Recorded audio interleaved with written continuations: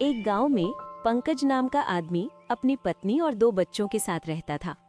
पंकज के पास खुद के खेत नहीं थे, तो वो दूसरों के खेतों पर काम करता था और अंत में जो भी मुनाफा होता था, आधा वो उस खेत वाले को देता था और आधा खुद ले लेता था। एक दिन जब पंकज खेतों पर काम करने के लिए जा रहा होता है, तो उसकी पत्नी उससे कहती है, अजी, आप कब तक ऐसे दूसरों के खेतों पर काम करते रहेंगे?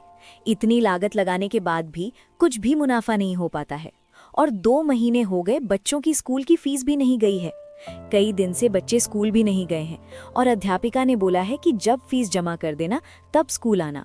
अब आप ही बताओ, कब तक ऐसे ही आप दूसरों की मजदूरी करते रहेंगे? मैं कितनी बार आपको समझा चुकी हूँ, आप खुद का कोई व्यापार क्यों नहीं कर लेते? हमारी सब स्थिति भी ठीक हो जाएगी और रोज पेट पर खाना भी मिलता रहेगा।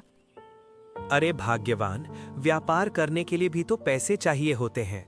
हमारे पास तो शाम को पेट भरने के लिए ही कुछ नहीं होता, तो व्यापार कहाँ से करूं? और बच्चों की फीस की मुझे भी बहुत टेंशन होती है, पर मैं क्या कर सकता हूं?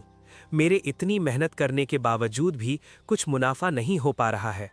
पूरी खेती बर्बाद हो जाती है, पर जिसका खेत है उसे तो आधा देना ही पड़ेगा ना। अजी, मैं समझती हूँ कि आपको भी टेंशन होती होगी, पर मैं आपको समझा तो रही हूँ कि कुछ छोटा मोटा व्यापार कर लीजिए, जिससे कम से कम हमारा पेट तो भरता रहेगा और हमारे बच्चे फिर से स्कूल भी जाने लगेंगे और सारा कर्ज भी दूर हो जाएगा। हम लोग हंसी खुशी रहने लगेंगे। ठीक है भाग्यवान, मैं सेठ से बात करूंगा कि वो मुझे व्यापार करने के लिए थोड़ा कर्ज और दे दे। मैं उन्हें जल्द ही वापस कर दूंगा। पंकज की ये बात सुनकर उसकी पत्नी बहुत ज्यादा खुश हो जाती है और उससे कहती है, जी ठीक है, मैं भी आपके साथ आपके व्यापार में आपकी मदद करूंगी। ठीक है, अब मैं चलता हूँ, बहुत देर हो रही है। पहले खेतों पर जाऊंगा और फिर शाम को आते टाइम सेठ के पास जाऊंगा कर्ज लेने के लिए। उनसे विनती करूंगा कि वो मेरी कुछ मदद कर दे और उन्हें मैं अपनी स्थिति के बारे में बताऊंगा। शायद वो मेरी कुछ मदद कर दे। इतना कहकर पंकज खेतों पर चला जाता है। खूब मेहनत और लगन से खेतों पर काम करता है और शाम को घर आते वक्त वो सेठ के पास जाता है और उनसे कहता है, सेठ जी, मैं आपके पास बहुत उम्मीद से आया हूँ। क्या आप मेरी कुछ मदद कर सकते हैं? मुझे थोड़ा कर्ज और चाहिए। मेरे बच्चों की स्कूल की फीस भी भरनी है और मैं सोच रहा हूँ कि मैं खेती छोड़कर कुछ व्यापार कर लूँ, क्योंकि खेती में मुझे कुछ मुनाफा नहीं हो पाता। मेरे घर की स्थिति दिन ब दिन खराब होती जा रही है। अगर आप मेरी कुछ मदद कर दें तो आपकी बहुत कृपा होगी। पंकज, मैं समझ सकता हूँ, पर तुम पहले से ही बहुत कर्ज ले चुके हो। अभी तक तुमने एक भी कर्ज वापस नहीं किया है और फिर से मांगने चले आए। अब मैं तुम्हारी कोई मदद नहीं कर सकता हूँ। मेरे घर में भी तो मेरी पत्नी और बच्चे हैं, मुझे उनके बारे में ही भी तो सोचना पड़ेगा ना। मैं ऐसे ही सबको दान देता रहा तो मेरा क्या होता, मेरे बच्चों का क्या होगा? सेठ जी, बस इस बार आप मेरी थोड़ी सी मदद कर दीजिए। मैं पक्का बोल रहा हूँ, मैं जल्द ही आपके पैसे वापस लौटा दूंगा। मैं बहुत उम्मीद से आपके पास आया था। आप मेरी मदद नहीं करेंगे तो मैं किसके पास जाऊं? मेरा तो कोई दूसरा सहारा भी नहीं है। आप पर मुझे बहुत विश्वास है कि आप मुझे कभी निराश नहीं करेंगे। ठीक है, मैं जानता हूं कि तुम बहुत मेहनती और नेक दिल इंसान हो, इसीलिए मैं हमेशा तुम्हारी मदद करता हूं। ये लो कुछ अशरफियां हैं, इसे तुम अपना व्यापार शुरू कर सकते हो और जब तुम्हारा व्यापार ठीक से चलने लगे तो तुम मुझे सारा कर्ज वापस लौटा देना। जी, आपका बहुत बहुत धन्यवाद। मुझे पता था कि आप मेरी मदद जरूर करेंगे। इतना कहकर पंकज वो अशर्फियां लेकर खुशी मन से अपने घर चला जाता है और घर जाते ही उसकी पत्नी उससे कहती है, अजी, आप आ गए, आइए बैठिए। अच्छा, आप सेठ जी के पास गए थे मदद मांगने के लिए, क्या बोले वो? कुछ मदद की उन्होंने? हाँ उर्मिला, उन्होंने मुझे कुछ अशर्फियाँ दी है बच्चों की फीस भरने के लिए और कुछ व्यापार शुरू करने के लिए। कल से हम दोनों मिलकर कुछ व्यापार शुरू करेंगे जिसमें तुम मेरा हाथ बटाओगी। जी बिल्कुल। और कल से मैं खेतों पर काम करने नहीं जाऊंगा। अब हम दोनों मिलकर व्यापार शुरू करेंगे, क्योंकि मुझे जल्द ही सेठ जी के सारे पैसे भी तो वापस लौटाने हैं, क्योंकि उन्होंने मुझ पर भरोसा कर मुझे पैसे दिए हैं। मैं जल्द ही उन्हें वो पैसे वापस लौटा दूंगा और अभी तो मुझे उनका पिछला कर्ज भी तो लौटाना है। इसलिए हम दोनों को बहुत मेहनत और लगन से काम करना होगा। पर जी, हम लोग किस चीज का व्यापार करेंगे जिसमें कि ज्यादा लागत भी ना हो और मुनाफा भी अच्छा हो? वो तो मैंने सोचा ही नहीं कि मैं कौन सा व्यापार करूं जिसमें लागत भी कम लगे और मुनाफा भी ज्यादा हो। जी मैं क्या सोच रही थी, क्यों ना हम लोग एक खाने का ढाबा खोलें जिससे कि लागत भी कम लगेगी और मुनाफा भी ज्यादा होगा, और हम लोग कुछ ज्यादा लोगों से पैसे भी नहीं लेंगे, बस 30 रुपए प्लेट भर पेट खाना खिलाएंगे। ऐसे ही धीरे धीरे हमारे ढाबे का नाम दूर दूर तक फैल जाएगा और हमारा ढाबा बहुत चलने लगेगा। शायद तुम ठीक कह रही हो उर्मिला, ढाबे का आइडिया अच्छा है। हम दोनों कल एक छोटा सा ढाबा खोलेंगे जिसमें कि केवल 30 रुपए में भरपेट खाना होगा, जिससे कि गरीब भी हमारे ढाबे पर भरपेट खाना खा सकते हैं। चलो अच्छा, अब अभी बहुत रात हो गई है, अभी हम लोग सो जाते हैं, कल सुबह जल्दी भी तो उठना है। हाँ जी। फिर वो चारों आराम से सो जाते हैं और अगले दिन जब वो सोकर उठते हैं तो पंकज के मन में एक नई उम्मीद होती है। अगर मेरा ढाबा अच्छे से चलने लगा तो सब ठीक हो जाएगा। बस भगवान जी, आप हमेशा ऐसे ही मेरा साथ देते रहना। चलो अच्छा, अब मैं ढाबा खोलने के लिए कुछ इंतजाम करता हूँ।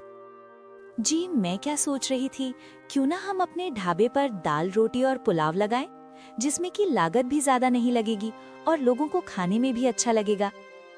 ठीक है, जैसा तुम ठीक समझो। और कुछ ही देर में उर्मिला ढाबे के लिए दाल रोटी और पुलाव बना लेती है। जी मैंने खाना बना दिया है, आप इसे ढाबे पर ले जाएं। ठीक है उर्मिला। और कुछ ही देर में वो दोनों मिलकर ढाबे पर खाना ले जाते हैं, जो कि पंकज ने अपने घर के बाहर ही खोला था। और जैसे ही उर्मिला के बने हुए खाने की खुशबू गांव में फैलती है तो गांव के कई सारे लोग पंकज के ढाबे पर खाना खाने के लिए आते हैं। तभी गांव का एक आदमी पंकज से कहता है, अरे भाई, तुमने ढाबा खोल लिया और मुझे बताया भी नहीं। हाँ भाई, मुझे खेतों पर बहुत ज्यादा मेहनत पड़ती थी और कुछ मुनाफा भी नहीं हो पाता था। सारी फसलें खराब हो जाती थीं, तो इसलिए मैंने सोचा क्यों ना मैं कोई व्यापार कर लूं। शायद मेरा व्यापार अच्छा चलने लगे तो मेरे घर की हालत ठीक हो जाएगी। तुमने ठीक किया भाई। अगर अच्छे से मेहनत से काम करोगे तो तुम्हें व्यापार में सफलता जरूर मिलेगी। अब चलो, मुझे अपने ढाबे के खाने का स्वाद तो चखाओ, मैं भी तो देखूं कैसा बना है। जी जी बिल्कुल भाई, वैसे ये खाना मेरी पत्नी उर्मिला ने बनाया है। ये लो 7 चक्कर बताओ कैसा बना है। आप मेरे पहले ग्राहक हो। और वो आदमी जैसे ही पंकज के ढाबे का खाना चखता है तो पंकज से कहता है, अरे भाई, खाना तो भाभी जी ने बहुत अच्छा बनाया है। वैसे कितने पैसे हुए मेरे? भाई केवल 30 रुपए। भाई 30 रुपए में इतना सस्ता और स्वादिष्ट खाना, अब तुम्हें रोज आऊंगा खाना खाने के लिए। क्यों नहीं, बिल्कुल भाई, जरूर आना। कुछ ही देर में पंकज के ढाबे पर भीड़ लग जाती है और पहले दिन ही उसे अच्छा खासा मुनाफा होता है। अजी मैंने आपसे कहा था ना कि अगर आप व्यापार करेंगे तो आपको सफलता जरूर मिलेगी।